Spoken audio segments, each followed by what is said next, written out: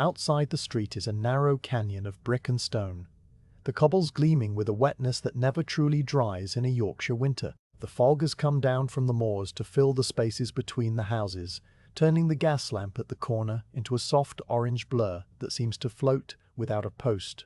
He stands for a moment on the doorstep, breathing in the smell of coal smoke and damp wool and something faintly metallic from the foundry half a mile away, and then he begins to walk. The tap of his stick on the pavement is a steady, slow beat that belongs not to music, but to a kind of measured patience. He has walked this same route for 11 years, and his feet find the familiar hollows and the worn edges of the curb without a single thought. The lantern swings from his left hand, throwing a small pool of yellow light that just catches the toes of his boots, the hem of his coat, the occasional gleam of a brass door handle, and then gives way again to the soft dark that muffles everything. He makes his way along a street lined with shuttered shops, a butcher, a cobbler, a tiny chemist with its green cross faded to grey, all of them silent, their signs creaking quietly in the faint stir of air that moves ahead of the coming day. A stray newspaper page lifts from a doorstep, drifts a few feet, and settles again, its printed letters already smudged by damp.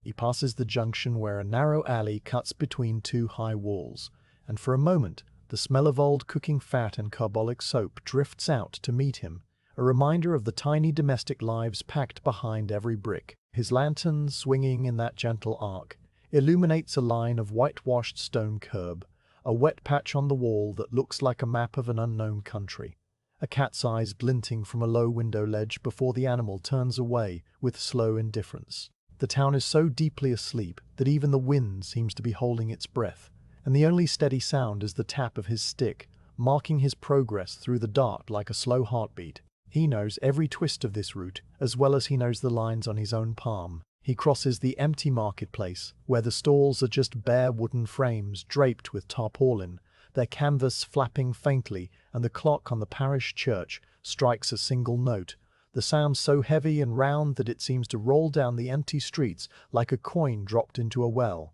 The note fades, and the silence rushes back in, thicker than before. He walks on, past the horse trough where the water is still and black, past the iron railings of the grammar school, past a row of houses where a single window already shows a faint glow. Someone else rising early for a different reason, perhaps a child with a cough or a sick-room candle that has burned all night. He does not pause to wonder. He simply notes the light as a landmark and continues. The fog grows denser as he descends a slight hill, the cobbles sloping away into a grey nothing that might be solid ground or might be the edge of a canal. But he knows exactly where the pavement edge lies, and his feet never falter. The dampness clings to his scarf, to his eyebrows, to the bristles on his chin, and he tastes the wet mineral tang of soot and lime dust on his lips. His stick taps on, a sound so familiar that it might be the town itself breathing out in little wooden exhales. Above him, the unseen sky is still a solid black, no moon, no star, just a vast weight of darkness pressing down on the chimney tops. He turns down a ginnel that runs behind a row of weavers' cottages, a passage so narrow that his shoulders almost brush the damp brick on both sides. Here the darkness is complete, except for the small moving island of his lantern, and the smell of night soil and damp ash rises from the packed earth underfoot. A dog stirs in a yard somewhere to his left, gives a low grumbling bark, and then settles back into its straw with a heavy sigh that seems to push the fog a little further into the corners. He comes out onto a wider road where the gas lamps are spaced further apart, each one a globe of amber floating in the grey, their light making small rainbows in the moisture that has beaded on the glass. The cobbles here are set in a herringbone pattern worn down by cartwheels until they are as smooth as river stones, and he feels the different texture through the worn soles of his boots as a slight change in the way the ground meets his step. At the bottom of the hill, the canal lies invisible, its presence known only by a sudden coolness in the air and the faint lap of water against stone. A barge moored for the night creaks against its ropes, a sound as old and slow as the movement of the stars that are hidden beyond the cloud. The knocker-up pauses for a moment, not to rest, but simply to let the quiet of the water settle into his ears, because the quiet by the canal is different from the quiet of the streets. It is deeper and wetter and filled with the memory of the long journey the water has made from the high moors down through the mills and the locks. Then he walks on, his stick finding the rhythm of the towpath, tap and tap and tap, until the cobbles resume under his feet and he is climbing again, leaving the canal behind like a dream that fades upon waking. He passes a small chapel built of the same dark stone as everything else, its notice board a blank rectangle in the lantern light, its door shut fast. The clock inside, if there is one, makes no sound at this hour, and the only marker of time is his own steady progress through streets that grow more familiar with every step. He knows the house with the broken gutter that always drips even when it hasn't rained. He knows the corner where the baker's oven sends a thread of warmth through the wall and makes the air smell of yeast for a distance of exactly 12 paces. He knows the loose drain cover that rattles if you step on it wrong, and he avoids it without thinking, his left foot swinging wide in a movement so practiced that it has become part of his walk. These small landmarks are his clock and his calendar, a landscape of tiny details that repeat themselves night after night with only the slightest variations. A new crack in a window pane, a different rag stuffed into a broken pane, a chalk mark on a door frame that wasn't there the previous morning. At the top of the rise, the streets open out slightly, and he can just make out the looming shapes of the mill buildings against the black sky, square shoulders that blot out the darkness with an even deeper darkness. The mills are silent now, their tall chimneys reaching up into the fog like fingers, but in a few hours they will begin to hum and shudder, and the knocker-up's work will be done. He turns onto Lister Street, a terrace of identical doors that look out onto a narrow pavement and a gutter running with the thin trickle of yesterday's rain. The knocker-up knows the first house not by the number painted above the door, which has long since flaked away, but by the shape of the cracks in the stone step and by the particular way the lace curtain hangs slightly crooked in the right-hand pane. He stops here, and the chapter of rising closes softly behind him. The quiet business of moving from a small dark room into the larger dark of a sleeping city is complete, and nothing more dramatic has happened than a man walking through fog with a lantern and a stick. He stands now before the first window, the hazel wand ready in his hand, the lantern light spilling up across the brickwork, and the silence all around him is the deep, expectant silence that waits for the first tap on glass. In a moment he will lift the stick and begin the work that gives his life its shape. But for now there is only the standing still, the cold air, the damp wall, and the patient presence of a man who has all the time in the world. The town breathes around him, a vast sleeping body of stone and slate and smoke, and the knocker-up is simply one small part of its slow respiration, a gentle pressure on the window of the morning that will soon swing wide to let the day in. The first window belongs to a house on Lister Street, a terrace of identical doors that look out onto a narrow pavement and a gutter running with the thin trickle of yesterday's rain. The knocker-up knows this house not by the number painted above the door, which has long since flaked away, but by the shape of the cracks in the stone step and by the particular way the lace curtain hangs slightly crooked in the right-hand pane. He stops, sets his lantern on the ground so that its light falls upward across the brickwork, and takes a moment to rest the tip of his stick in the gap between two cobbles. There is no sound except the very distant chuff of a railway engine shunting coal wagons somewhere near the goods yard. A sound so muffled by the fog that it might be the breathing of some enormous sleeping animal buried deep under the town. The fog itself is a presence, filling the street with a dense grey softness that makes the gas lamp at the far end seem further away than it really is. Its glow a small amber smudge, suspended without a visible post. Everything is still, the windows dark, the doors closed, the roofs invisible above the mist. He looks at the window, a rectangle of old glass set into a stone frame that has weathered to a deep charcoal colour.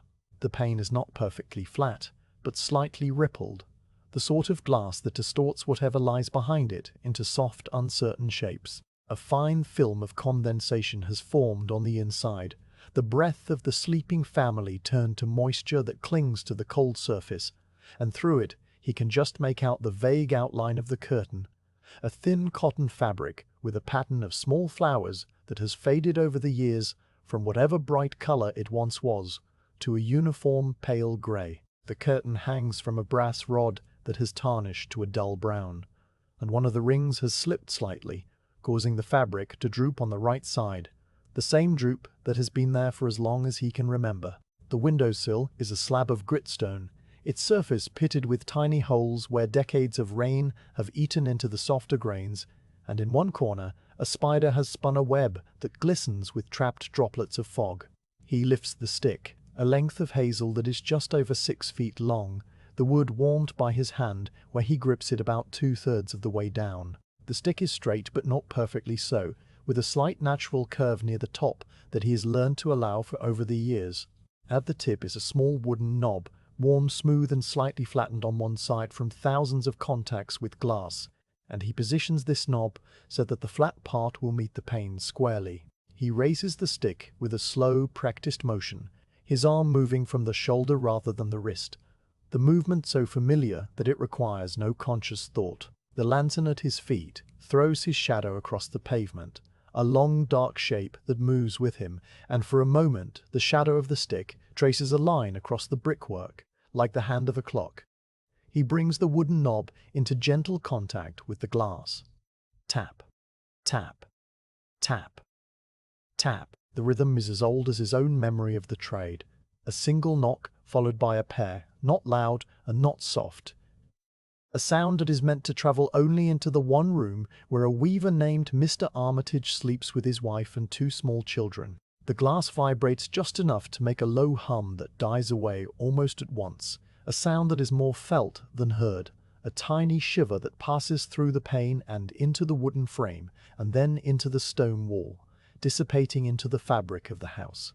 He does not knock again, because the first set of taps is always enough for this window, the glass being thin and the room behind it small enough that the sound carries clearly to the bed that stands against the far wall. He lowers the stick and waits, the tip coming to rest once more in the gap between the cobbles. The waiting is a part of the work that is just as important as the knocking, a pause that allows the sound to do its quiet work inside the sleeping room, the tap entering the ear of the sleeper, traveling from the outer ear to the inner ear, from the inner ear to the brain, where it slowly disentangles itself from whatever dream it has interrupted and becomes the signal for waking. He counts to 30 in his head, not rushing, letting each number have its full duration. 1. The fob drifts a little, shifting its weight from one side of the street to the other. 2. A drop of water falls from the gutter above his head and lands on the cobbles with a tiny click. 3. The distant railway engine gives another low chuff, the sound echoing off the hillside like a stone dropped into a deep well. 4. His own breath makes a small cloud in front of his face, a brief white plume that appears and disappears with a steady rhythm. 5. The lantern flame gutters for a second as a draft finds its way along the narrow street, then settles back to its steady yellow glow. And so he counts, each number a small stone dropped into the pool of silence, sending out ripples that fade before the next number arrives.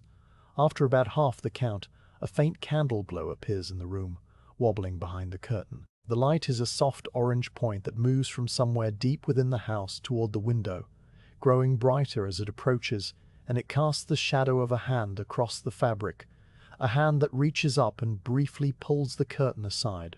The shadow moves in a slow, unhurried way, the gesture of someone who has been woken from sleep and is not yet fully alert, a hand that fumbles slightly with the edge of the fabric before managing to grip it. The curtain parts an inch, and the candlelight spills out through the gap, a warm yellow beam that cuts through the grey fog and falls across the knocker-up's face for just a moment. He does not flinch or look away. He simply waits, his eyes meeting the light with a calm acceptance. Then the hand withdraws, the curtain falls back into place, and the candle glow begins to move away again, retreating deeper into the room. This is the silent signal that the knock has been received and understood, a small pantomime performed behind a rectangle of rippled glass, as clear as any spoken word. He does not call out, and he does not knock again, because the understanding between knocker-up and sleeper is a quiet contract based on small gestures and long familiarity. There is no need for voices in this exchange. The tap on the glass is the question, the candle and the moving hand are the answer, and both parties understand the terms perfectly. Mr. Armitage will now begin the process of dressing in the dark, finding his trousers and his shirt by touch, buttoning his waistcoat with fingers that are still clumsy from sleep. His wife will stir beside him, perhaps murmuring something about the time, and the two children will remain asleep for another hour until their own waking time arrives. The knocker-up bends to pick up his lantern, the brass warm now against his palm, the handle worn smooth where his fingers curl around it. The flame inside the glass chimney dips slightly with the motion, then steadies, and the circle of yellow light on the pavement shifts from the wall to the cobbles ahead of him. He straightens up, feeling a small ache in his lower back that is a familiar companion after 11 years of bending and straightening, a dull reminder of the physical nature of the work. He turns his back on the house and begins to walk toward the next address, leaving behind him the soft scraping sound of a bolt being drawn inside the house and the low murmur of a voice saying something about the time. The sound of the bolt is a metallic rasp, a note of iron on iron that carries a short distance along the fog-filled street, and then fades. A moment later, a light appears in an upstairs window of the same house, a smaller, steadier glow that suggests a candle being placed on a mantelpiece or a chest of drawers. He does not turn to look, but he registers the change in the quality of the darkness behind him, a slight warming of the air that tells him the house has begun its day. The street remains otherwise silent, the other houses still dark and closed, their occupants not due to wake for another half hour or more. The knocker-up's footsteps are the only movement, his stick the only sound, tap, tap, tap on the stone, a steady rhythm that marks his progress along the pavement. He passes a blue door with a brass letterbox that gleams dully as the lantern light sweeps across it, and then a green door with a boot scraper shaped like a crouching dog, its iron surface pitted with rust. Each door is slightly different, though the houses themselves are identical in their basic shape, and he knows them all by these small distinguishing features, a catalogue of door knockers and foot scrapers and worn thresholds that he has compiled over thousands of mornings. A cat watches him from the windowsill of number 14, its eyes two green slits that reflect the lantern light for a second before it turns away and jumps down into the darkness of the room beyond. The fog continues to drift, its density varying from one patch to the next. In some places it is thin enough that he can see the full outline of a chimney pot against the sky, and in others it is so thick that even the lantern light struggles to penetrate more than a few feet ahead. The moisture in the air coats his face with a fine layer of dampness, and a droplet forms on the end of his nose, hangs there for a moment, and then falls. He wipes it away with the back of his hand, a single absent gesture, and continues walking. The distant sounds of the night are still present. The low hum of the gas lamps, the drip of water from 100 gutters, the occasional bark of a dog somewhere to the north. But now a new sound begins to join them. A faint rhythmic noise that comes from the house he has just left. The scrape of a poker in a grate. The rattle of a kettle being filled from a bucket. The muffled thump of a log being dropped onto the fire. These are the sounds of a household coming to life. Small domestic noises that would be inaudible during the day, but which carry clearly through the quiet of the early morning. The knocker-up hears them and is satisfied, not with any strong emotion, but with the quiet contentment of the task completed, a small duty discharged. The first window is behind him now, its occupant awake and moving, and the second window waits somewhere ahead in the fog, as patient and silent as the first one was. He adjusts his grip on the stick, feeling the familiar grain of the hazel against his palm, and his boots find their own rhythm on the cobbles. The lamp swings gently at his side, the brass cap on the oil reservoir giving off a faint metallic scent of warm brass and burnt oil, a smell that has become so associated with his working hours that he can hardly separate it from the idea of the night itself. The fog parts for a moment, revealing the dark mass of a mill building in the distance, its chimney a vertical slash of deeper black against the charcoal sky. And then the fog closes again and the mill is gone, swallowed back into the grey. The knocker-up walks on, his mind as quiet as the streets, his thoughts moving in a slow, uninterrupted flow that requires no effort to maintain. He is simply a man walking from one window to the next, carrying a lantern and a stick, moving through the dark with the patience of someone who has all the time in the world and nothing to prove. The knocker-up leaves the first window behind and steps into the streets that lie between one sleeping household and the next. These in-between places form a geography of forgotten corners and half-lit passages, a network of ginnels and snickets that he carries in his head, like a map drawn on the back of an old envelope. He turns off the main road and cuts through a narrow alley that runs behind the Golden Lion pub, where the smell of stale ale and wet ashes rises from a pile of barrels stacked against a damp wall. His boots make a soft crunching sound on a scattering of cinders, and the lantern beam picks out the glint of broken bottle glass, the polished curve of a doorknob on a door that nobody has opened for years, the dark arch of a bricked-up window. The fog is thicker here, trapped between the high walls, leaving tiny beads of moisture on the wool of his scarf and on the brim of his cap, little droplets that catch the light for an instant, before sinking into the fabric. He likes this part of the route in a way that has no name, a kind of slow contentment that comes from being the only person awake in a world of sleepers, the secret custodian of a few quiet hours that belong entirely to him and the night. A cat darts across his path, a tabby with a white patch on its chest, and it stops in the middle of the cobbles to stare at him with eyes that catch the lantern glow, like two tiny green coins before it vanishes under a gate without a sound. He passes the back of a bakery where the first hint of tomorrow's bread is already beginning, a faint warmth seeping through the brickwork and making the air smell of yeast and flour, and he thinks that the baker will be lighting the ovens soon, another trade that lives in the margins of the early morning. The sound of his stick is a constant companion. Tap and tap and tap on stone, sometimes a softer thud when he crosses a patch of packed earth, and he listens to it without really hearing it the way a man listens to his own heartbeat. He emerges from the alley onto a short street of workshops and small manufactories, their windows dark and their signs illegible in the fog. A wheelwright's establishment sends out a faint smell of fresh wood shavings and linseed oil, clean and sharp against the general damp. Next to it, a tinsmith's shutter hangs slightly askew, showing a thin line of blackness behind.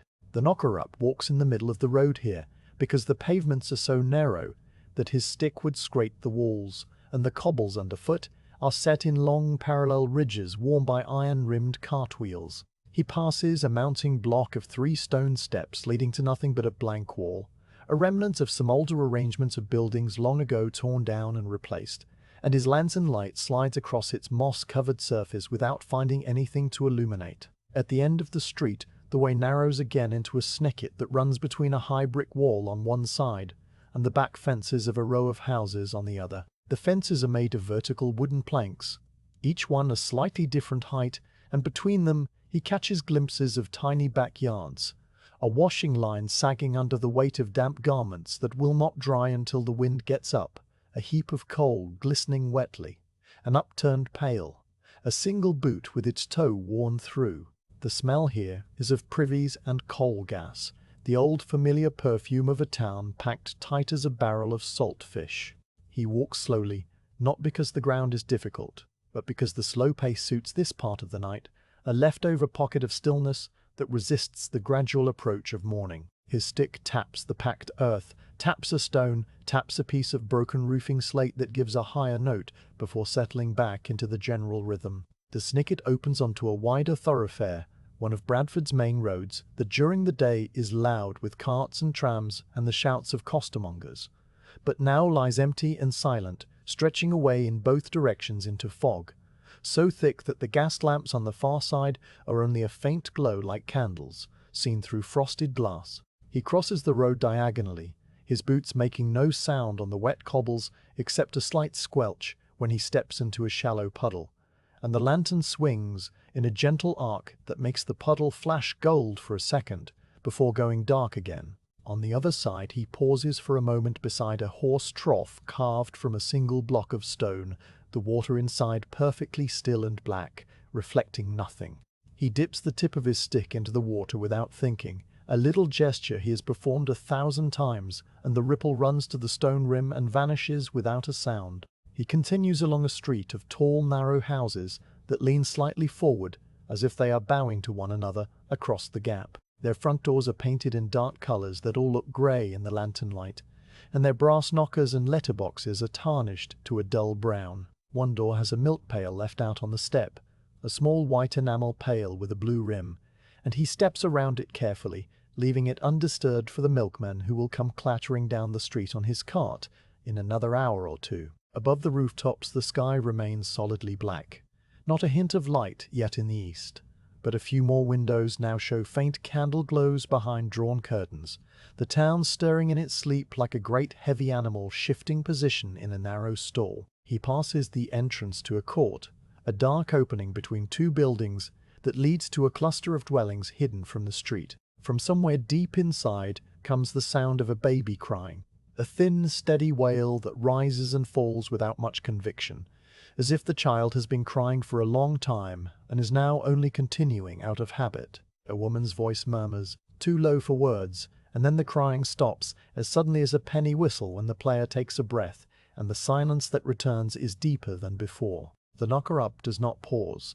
He simply notes the cessation of the sound and walks on, his stick resuming its steady beat, tap and tap and tap. He turns down a steep flight of stone steps that shortcut between two levels of the hillside, a place where the ground drops away so sharply that the houses on either side have their front doors on different streets, one at the top, one at the bottom. The steps are worn into a hollow curve by generations of feet, and the iron handrail is cold and slick with moisture under his palm as he descends. At the bottom, a gas lamp hisses quietly to itself, its mantle glowing a steady yellow, and a man in a cloth cap and muffler sits on a doorstep, rolling a cigarette with slow, patient fingers. He looks up as the knocker-up passes, gives a slight nod, and returns his attention to the tobacco paper.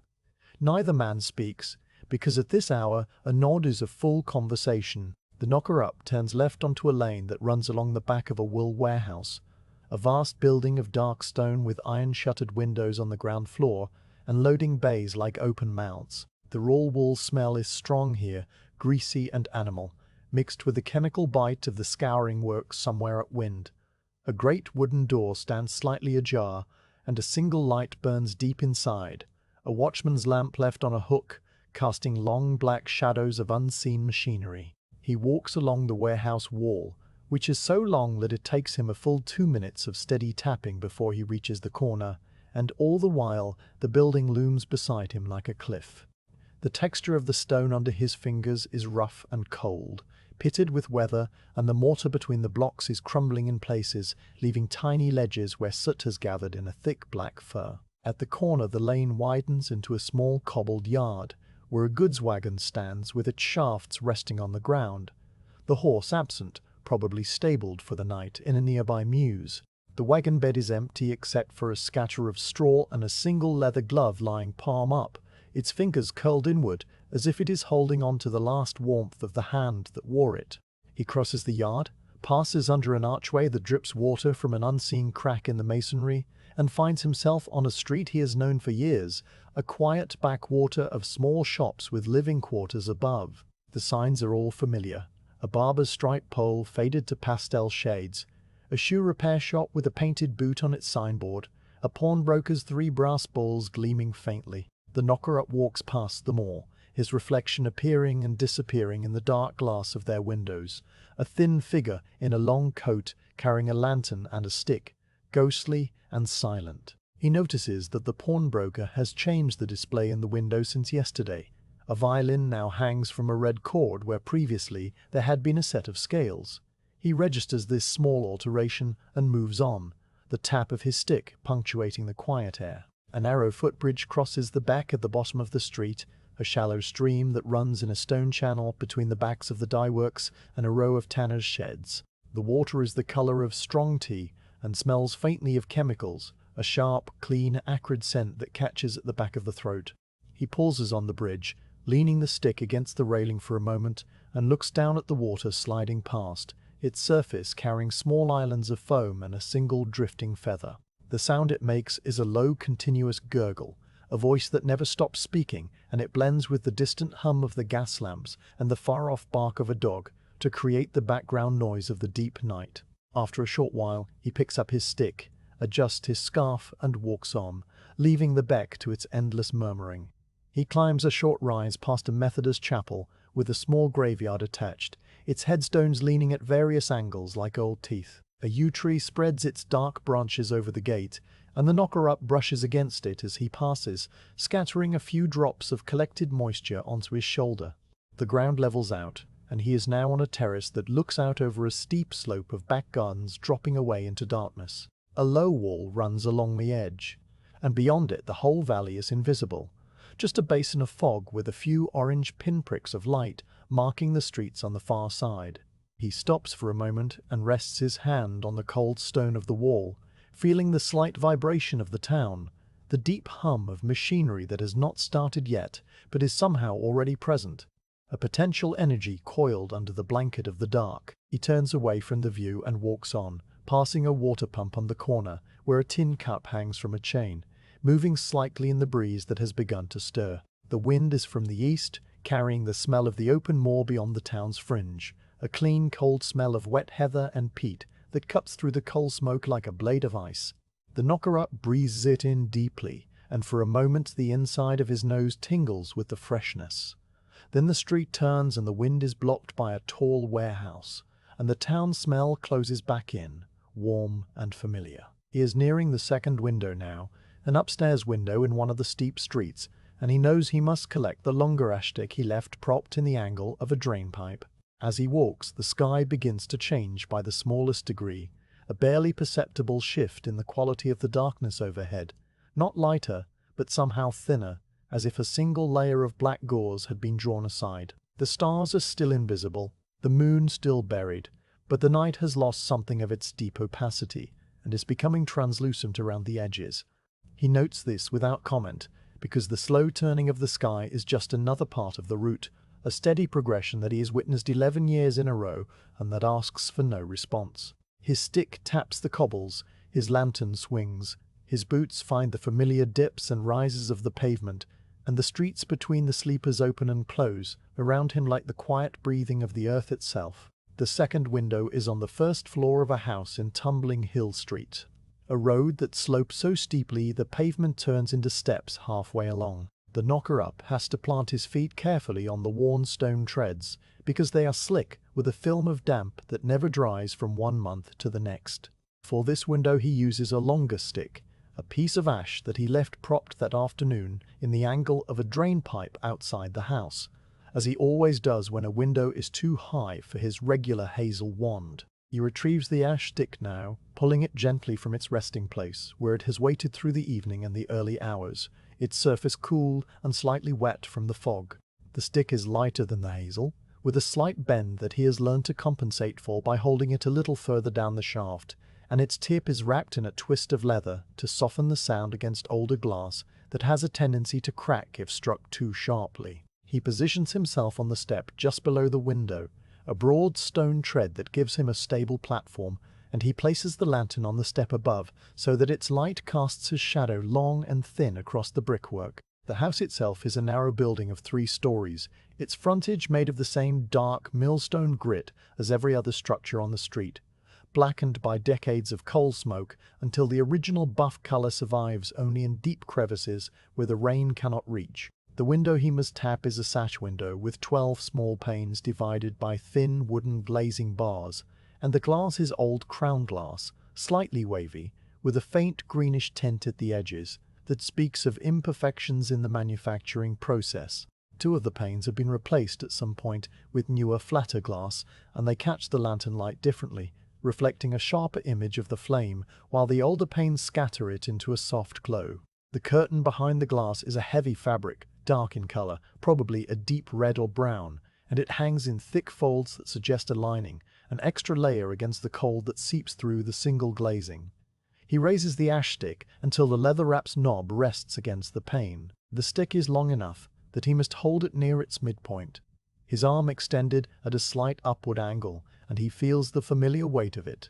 The slight flex in the shaft as he brings it into position. The leather tip makes a faint squeak against the glass as it settles, a tiny high sound that disappears almost before it is born.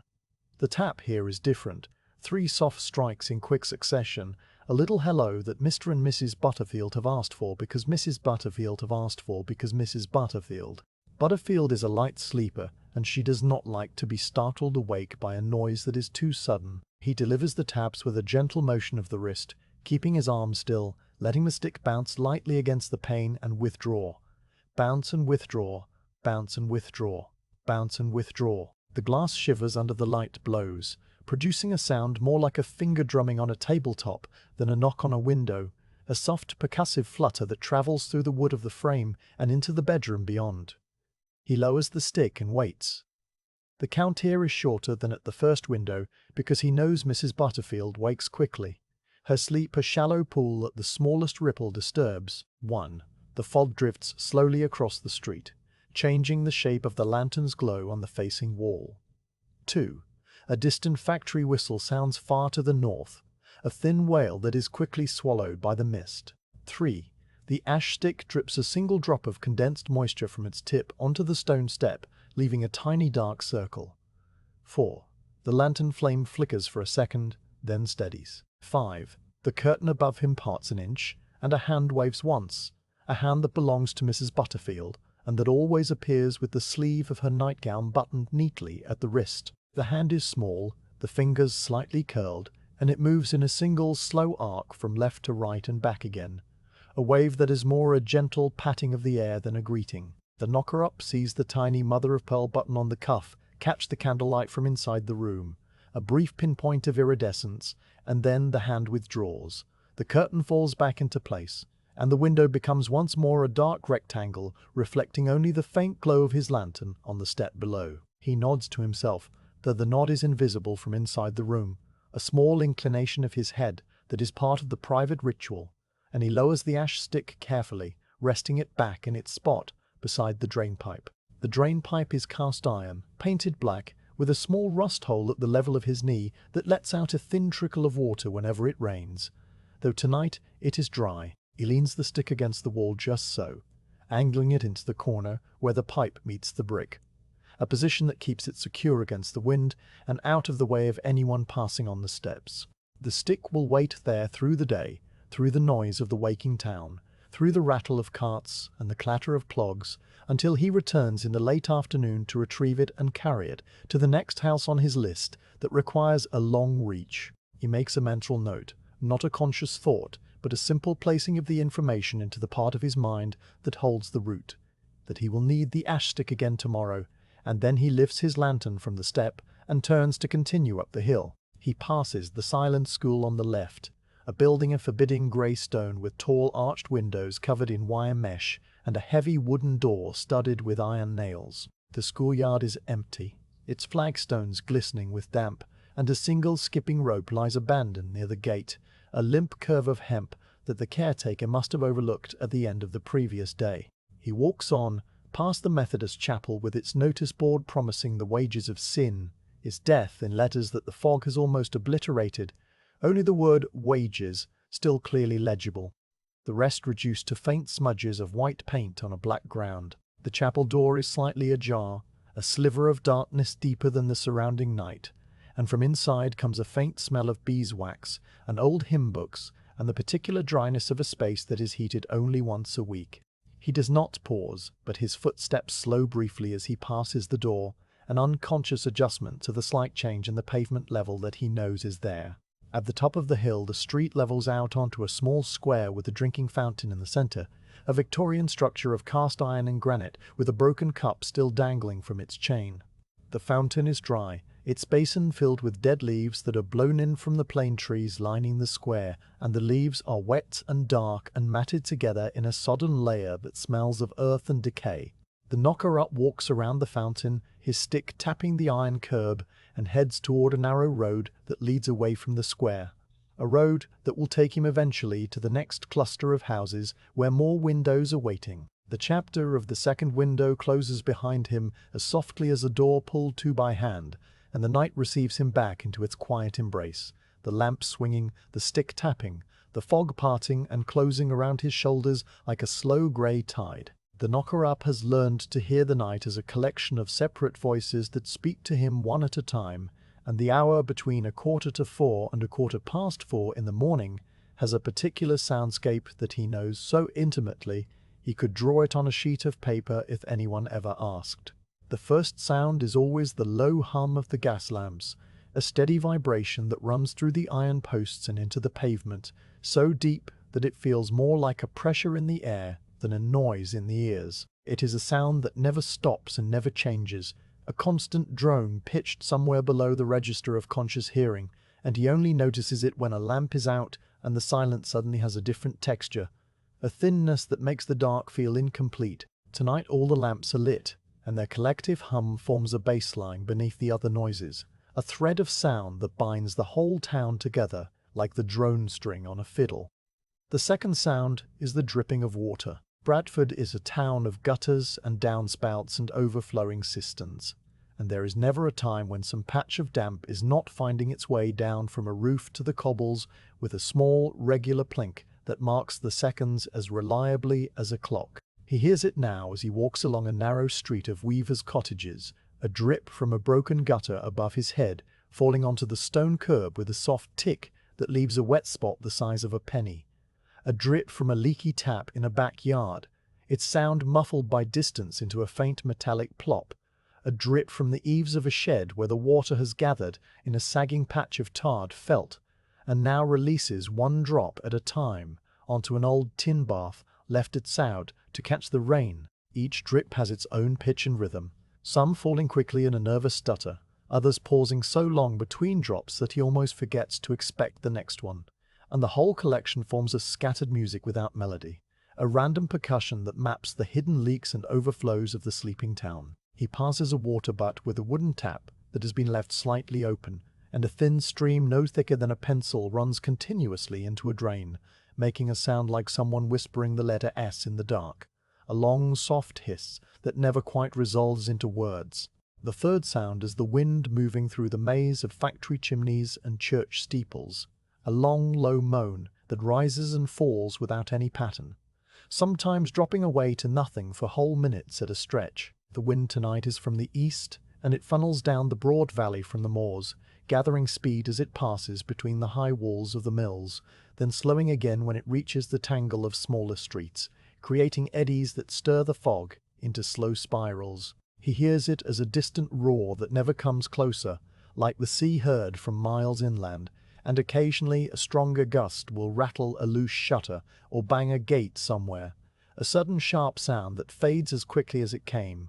The wind makes the telegraph wires sing a thin metallic note that wavers with every gust, a sound that seems to come from the sky itself, and it sets the signboards outside the closed shops creaking on their brackets, a series of small groans that mark his progress along the street like a quiet commentary. When the wind drops, the sudden stillness is almost a sound in itself, a hollow absence that presses on the ears, and then a faint rustle begins somewhere in the darkness, the sound of a piece of paper blown along the cobbles or a dry leaf scuffling in a corner, and the wind rises again and the rustle is swallowed up. Then there are the animal sounds, scattered through the fabric of the night like dark threads woven into a grey cloth. A dog barks in a yard somewhere to the north, a single deep note that is not a warning bark, but a sleepy interrogation of some small noise that disturbed its rest, a fox perhaps or a cat crossing the wall. The bark is answered after a pause by another dog further away, a higher yap that sounds younger and more uncertain, and then both fall silent, and the only animal sound is the cooing of pigeons shifting under the eaves of the wool warehouse, a soft gurgling murmur that is more a vibration felt in the stone than a noise heard by the ear. A horse stamps in the stable behind the drayman's depot, a single heavy thud followed by the scrape of a hoof on straw, and then a long equine sigh that steams in the cold air, although he cannot see it, only imagines the cloud of breath rising in the darkness of the stall. In the distance, a cock crows once, a premature announcement of dawn that is immediately corrected by silence, as if the bird itself realizes it has made a mistake and decides to wait for a more appropriate hour. The knocker-up hears all these sounds without stopping to listen to any of them. They flow through his awareness like water through a sieve, leaving behind only a general impression of the town's animal life stirring in its sleep. The sounds of his own making are part of the soundscape too, and he hears them with the same detached attention. His boots make a soft scuff on the cobbles each time he lifts his foot, and a tiny splash when he steps into a shallow puddle that he saw too late to avoid. The tap of his stick on the stone is so regular that it has ceased to be a separate event and become a kind of pulse, a heartbeat of wood on rock that keeps time with the dripping water and the distant hum. His lantern makes a faint hiss as the oil burns, a sound so high and thin that it is almost inaudible, and the brass fittings click slightly with each swing of the handle, a tiny mechanical noise that speaks of small parts fitting together precisely. His own breath is audible too, a soft rhythmic rush of air through his nostrils, slightly louder on the exhale when it meets the cold air and turns to vapor, and the wool of his scarf rubs against the stubble on his chin with a faint scratching sound whenever he turns his head. These self-made sounds are the foreground of his world, the ones he could control if he chose but never does, letting them blend with the rest until he cannot easily separate his own noise from the noise of the town. He stops for a moment by the horse trough at the junction of Chapel Lane and listens to the water trickle into the basin from the lead pipe that feeds it, a sound so clean and cold that it makes him think of the upland streams on the moors, where the water begins its long journey down through the mills and the dye works and the sewers to the sluggish river below. The trickle is a continuous silver thread of sound, unchanging in pitch, and it falls onto the surface of the water in the trough with a tiny splash that sends out ripples he cannot see but can imagine, concentric circles spreading to the stone rim and rebounding. The water in the pipe makes a faint gurgling noise further up, a sound like someone swallowing as air bubbles work their way through the system, and then the trickle resumes its steady note and the gurgle fades away. He stands there, the stick resting against his leg, the lantern held still so that its light illuminates the motionless surface of the trough like a round golden mirror, and he lets the sound of the water fill his ears completely, pushing out all the other sounds until there is only the trickle, the drip, the distant moan of the wind reduced to a faint background hum. Then he lifts the stick, adjusts the lantern, and walks on, the sound of the water receding behind him until it is just another thread in the tapestry. He passes a bakery where the first sounds of the working day are already beginning, the scrape of a long wooden peel on the stone floor of the oven, the thump of a sack of flour being dropped onto a bench, the low murmur of two voices exchanging the minimal words necessary for the task. The voices are too muffled for him to make out the words, but the rhythms are familiar. A question, a grunt of assent, a brief instruction, then silence while the work continues. The smell of yeast and warm bread rolls out of the half-open door, and with it comes a wave of heat that he feels on his face as he passes. A brief reminder of summer in the middle of the cold, damp night. The bakery sounds are different from the sounds of the street, enclosed and close with a resonance that comes from baked brick walls and low ceilings, and they fade quickly as he walks on, replaced by the open-air sounds of the lane beyond. The lane is flanked by high walls on both sides, and the sound here changes character, becoming more echoey and confined, the tap of his stick bouncing off the brickwork and coming back to him slightly altered, a ghost of the original sound that arrives a fraction of a second late. His footsteps echo too, and the combined effect is that he seems to be walking in a small procession of sound, accompanied by half a dozen phantom versions of himself that tread the stones just behind him. The echo gives the lane a false sense of depth, as if it stretches on much further than it really does, and the fog that fills the upper reaches of the walls swallows the topmost echoes before they can return, making the space seem both vast and claustrophobic at the same time. He has walked this lane so often that the echoes no longer surprise him, but he still notices them in a distant part of his mind. A quiet acknowledgement that the world sounds different between high walls. At the end of the lane, the soundscape opens out again, and he is suddenly aware of a sound he had not noticed before, a low, rhythmic throb that pulses through the ground and up through the soles of his boots. It is the sound of a steam engine, not a locomotive, but a stationary engine in one of the mills, already running at half pressure to warm the boilers for the day ahead. The sound is so deep that it is almost below the range of hearing, a felt vibration more than an audible note, and it gives the whole street a sense of subdued activity, as if the town is a great beast that has begun to stir but has not yet opened its eyes. He feels the vibration in his knees and in the hand that holds the stick, a faint trembling that syncs with the pulse of his own blood, and he walks in time with it without meaning to, his steps falling on the beat of the distant piston. He turns onto a street of small factories, each one a separate building with its own chimney, and the sounds here are a medley of industrial preparation.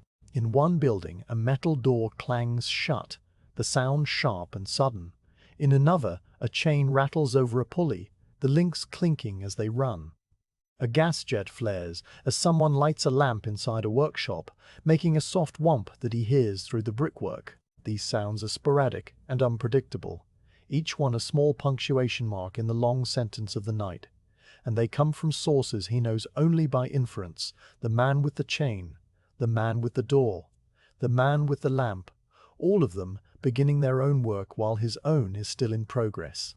Above all these sounds, or beneath them, or woven through them so completely that he cannot separate one from the other, is the great quiet of the night itself. A silence that is not the absence of sound, but a presence, a substance that fills the spaces between the noises and gives them their shape. The silence is thickest in the moments when the wind drops, and the dripping pauses and the distant machinery holds its breath. And in those moments he can hear something that might be the sound of his own blood moving in his ears, or the sound of the earth turning, a faint, deep hum that has no source and no end. Then a dog barks, a drip falls, a gust of wind rattles a shutter, and the silence retreats a little, waiting in the corners and the doorways and the dark alleys, patient and eternal, until the noises fade again and it can return. The chapter of the night sounds is a chapter of listening, a rest between the duties of knocking, a pocket of time in which the man himself almost disappears into the background hum of the town and becomes just another part of the machinery of the early morning. He walks on through the streets, the stick tapping, the lantern swinging, his ears full of the thousand small voices of the dark, and he makes no distinction between them and his own presence, no separation of self and world. He is the sound of his own footsteps, and he is the sound of the dripping gutter, and he is the sound of the wind in the chimneys, and he is the sound that holds them all. The fob drifts, the water drips, the gas hums, and the knocker-up moves through the middle of it all like a slow figure in a painting, carrying his light through the dark, listening to the night tell its long, quiet story. The route takes him next to a short terrace of 5 houses built back to back with 5 others, a dense honeycomb of small rooms where large families sleep in shifts, some on straw mattresses on the floor, some in box beds built into the alcoves beside the range. The terrace stands on a street so narrow that a cart can barely pass, the houses on one side facing the blank rear walls of another row, their front doors opening directly onto the pavement with no step or threshold to mark the boundary between public and private. The knocker-up calls on 3 of these houses, each requiring a different approach because the windows are set at slightly different heights and the panes are of varying thicknesses, and he has learned over the years which glass will carry a tap through to the back room and which will deaden the sound into a soft thud that fails to penetrate the layers of old coats hung over the pit of the bed.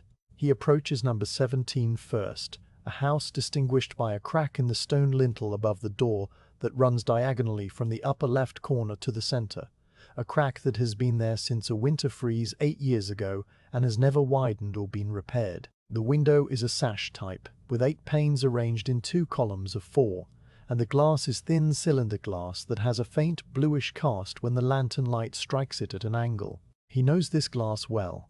It carries sound efficiently, almost too efficiently, and a tap that is too firm will echo through the whole house and wake the children in the back room, who do not need to rise for another hour.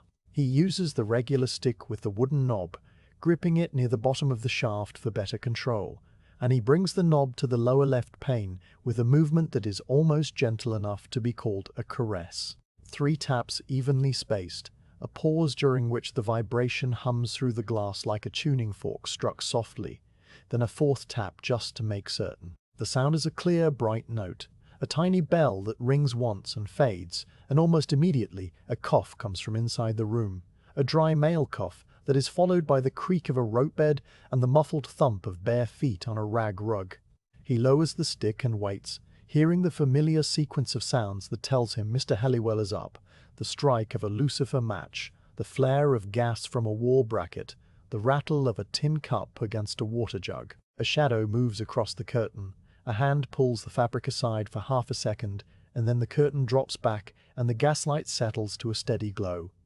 The knocker-up nods to the window and moves on. Between number 17 and number 19, there is a narrow gap, a covered passageway that leads to the back court where the privies and the communal tap are located, and as he passes the entrance, the smell of wet ash and carbolic lime drifts out, along with the faint trickle of water running somewhere in the dark.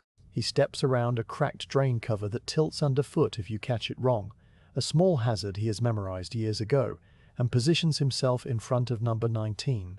This house has a different problem. The family sleeps in the attic because the lower rooms are occupied by a widowed grandmother who needs the warmth from the kitchen range, and the attic window is a small dormer set high under the eaves, too high even for the long ash stick if he stands directly beneath it. He has solved this problem by angling the stick up through a gap in the guttering, a tricky maneuver that requires him to stand at a particular spot on the pavement, marked in his mind by a missing chip in the curbstone that looks like a crescent moon. He places his left foot on this mark, shifts his weight onto his back leg, and raises the ash stick with both hands, the shaft sliding through his grip until he is holding it near the very end.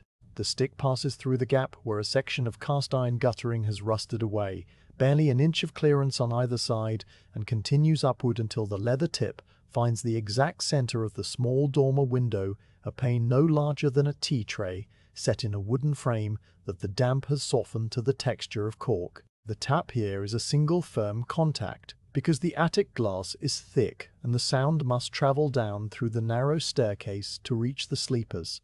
He presses the leather knob against the pane and gives it a short, sharp push.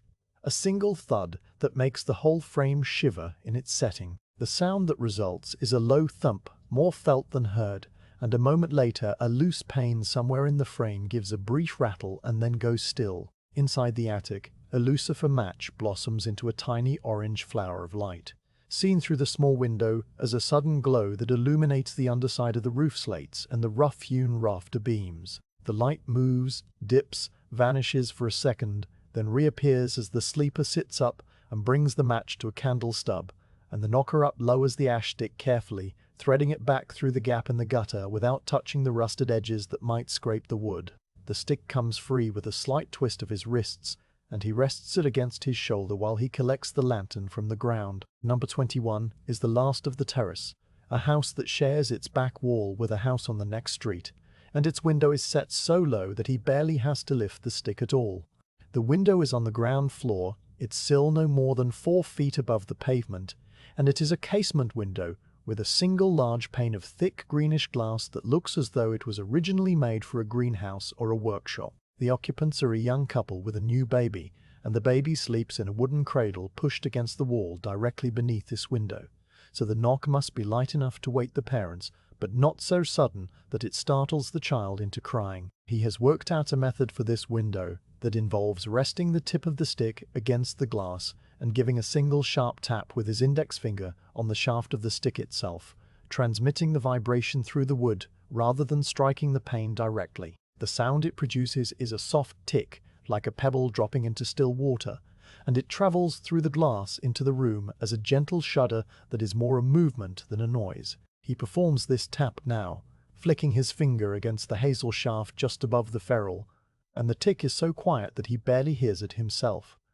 But he knows from long experience that it will be enough. He waits, counting to 20, and on 15, a small flame appears behind the green glass, the candle held low so that it does not shine into the baby's face, and the shadow of a woman's hand waves once, slowly, a gesture that might also be a yawn being stifled. The knocker-up dips his stick in a small salute, a gesture of acknowledgement that is entirely private and seen by no one, and then he turns away from the terrace and continues along the street. The sleepers inside each of these houses respond with their own small signs of life: a cough, a creak of bed springs, the shuffling of feet on a bare wooden floor, the low murmur of a voice saying something about the time or the cold or the need to get the fire going. These sounds follow him as he walks, a quiet chorus of domestic stirrings that mark the success of his work.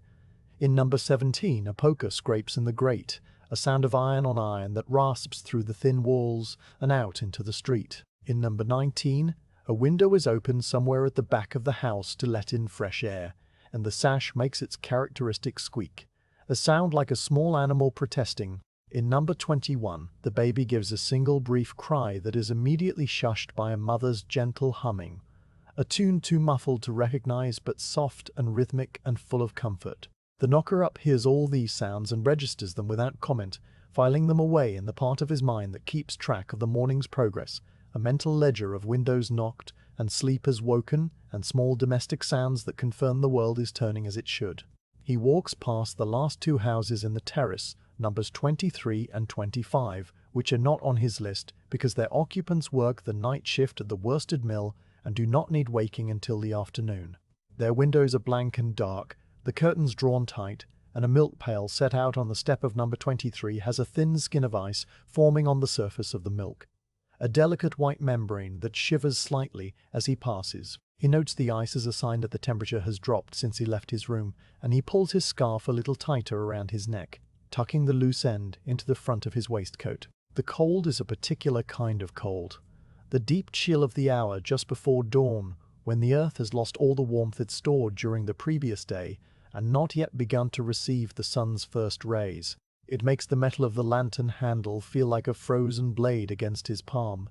So he switches hands, tucking the right one into his pocket for a few moments while he carries the lantern in his left, feeling the warmth slowly return to the stiff fingers. At the end of the terrace, the street makes a sharp right-angle turn, following the line of an old field boundary that was there long before the houses were built, and he walks around the corner into a short lane that leads to his next stop.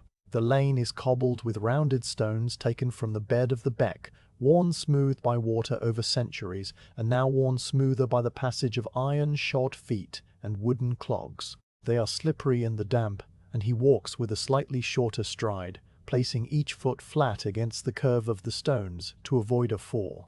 The gas lamp at the far end of the lane has gone out, leaving a patch of deeper darkness that his lantern struggles to fill, and as he passes through it, he feels the cold intensify, as if the missing lamp has taken some essential warmth with it into extinction. Then he is through the dark patch and into the light of the next lamp, its yellow glow falling across the cobbles in a perfect circle, and the cold retreats to its normal level. He pauses for a moment to adjust the lantern wick, which has begun to smoke slightly, sending a thin black thread of soot up the inside of the glass chimney. He sets the lantern on a mounting block outside a saddler's shop, raises the glass with care, and uses a small wire tool from his pocket to trim the charred end of the wick, letting the burnt fragment fall to the cobbles where it crumbles into ash. The flame steadies and brightens, the smoke disappears, and he lowers the glass again, checking that it is seated properly in the brass base. The whole operation takes perhaps 2 minutes, and during that time the only sound is the hiss of the lantern and the distant barking of a dog and the faint drip of water somewhere behind him. When the lantern is ready, he picks it up, tests the handle with a gentle swing, and walks on, the light now a clean, steady yellow that illuminates the cobbles evenly and shows him the way forward. The chapter of More Windows is a chapter of quiet variety within a framework of total sameness, a series of tiny adjustments to a single repeated action that fills the remaining dark with a patient, unvarying purpose. Each window presents its own small puzzle, a combination of height and glass and sleeping arrangements and personal preferences that he has solved long ago and now revisits each morning like a musician playing scales, the same notes in the same order, the only variation being the slight differences in pressure and angle and timing that keep the performance smooth. He thinks about this sometimes, in a distant part of his mind, the way the work is always the same and always different, the way each morning is a repetition of the morning before, and yet each morning has its own small fingerprints, a new crack in a pane, a different arrangement of curtains, a sleeper who has moved the bed 6 inches to the left and now requires a slightly louder tap to be reached. These small changes are the texture of the work, the grain that runs through the smooth surface of routine, and he notices them without noticing them, his hands and his stick and his sense of timing adjusting automatically to the new information. He walks on, past a coal merchant's yard where the heaps of anthracite glisten like piles of black diamonds in the lantern light, past a pub called The Fleece with its signboard showing a sheep that has faded to a pale ghost of wool, past a row of new houses built of brighter stone that has not yet been darkened by the smoke, their windowsills still showing the chisel marks of the masons who cut them. The knocker-up passes all these landmarks in a steady, unhurried procession, the lantern swinging, the stick tapping, the fog parting and closing around him. And somewhere ahead the next windows are waiting in the dark, patient and still, ready to receive the gentle percussion that will call their sleepers back to the waking world. At 10 minutes past 4, the knocker-up comes into the broad open space of the town hall square, a great expanse of dressed stone that feels vast after the cramped alleys of the back streets. The square opens around him like a room with no ceiling, the fog thinning just enough to reveal the full height of the buildings that frame it, their upper stories fading into the grey mist at the level of the third floor. The town hall itself rises up into the fog like a cliff face, its clock tower a square-shouldered silhouette against the faintly lighter sky that is just beginning to separate itself from the solid black of the rooftops. A subtle shift in tone, so gradual that no single moment marks the change. The tower is built of the same millstone grit as everything else in Bradford, dressed and carved into ornate shapes by Italian stonemasons brought north for the purpose, and in the dark its surface is a uniform charcoal grey, all the intricate detail of cornices and capitals reduced to simple geometry. The clock face is illuminated by a ring of gas jets around the dial, and their glow makes a pale amber disk that floats high above the ground, a small moon tethered to the earth by a spire, its radiance softened by the mist into a gentle halo that seems to pulse with the steady rhythm of the burning gas. The knocker-up stops for a moment in the center of the square, standing on the exact spot where the tram lines cross, a point marked by a slight hump in the cobbles where the iron rails curve around a central junction box. The square is empty, not a single other person in sight, and his footsteps have stopped echoing, swallowed by the sheer volume of open air above him. He looks up at the clock, the amber disk of the dial divided by the black iron tracery of the hands, and he reads the time without needing to think about it. The minute hand is just touching the 7, which on this particular clock means exactly 12 minutes past 4, because the town hall clock runs 2 minutes fast, and always has, ever since the mechanism was overhauled in the summer of 1891. He knows this offset as well as he knows the crack in Mrs. Hargreaves's window pane and the missing chip in the curbstone on the terrace. It is a fact so familiar that it has ceased to be a fact and become a part of his internal landscape. He checks his own sense of time against the position of the hands, confirming that he is exactly on schedule, neither early nor late, his pace perfectly matched to the demands of his route. He listens to the deep tick of the mechanism that he cannot hear but can feel in his chest, a low, regular beat that has been going on since long before he was born, and will go on long after. The tick is not so much a sound as a pressure, a pulse that travels through the stone of the tower and into the ground beneath his feet, so that he feels it in the soles of his boots as a faint thud that coincides with a jump of the minute hand. Each tick is a small event, a tiny contraction of time, and between the ticks there is a silence that seems to hold its breath, waiting for the next pulse. The mechanism itself is a vast system of gears and levers and weights suspended in the darkness of the tower, an iron skeleton that marks the passage of seconds with a patience that has nothing to do with human impatience or hurry, and the knocker-up, standing in the empty square with his lantern and his stick, is for this moment aligned with that slow iron patience, a man who keeps time as surely as the clock itself. The gas lamps around the square cast overlapping pools of light that turn the wet cobbles into a patchwork of gold and black, and his own shadow stretches out in front of him, long and thin and slightly bent by the uneven ground. The shadow is the only moving thing in the square besides himself, and it moves only when he moves, a silent companion that precedes him wherever he goes.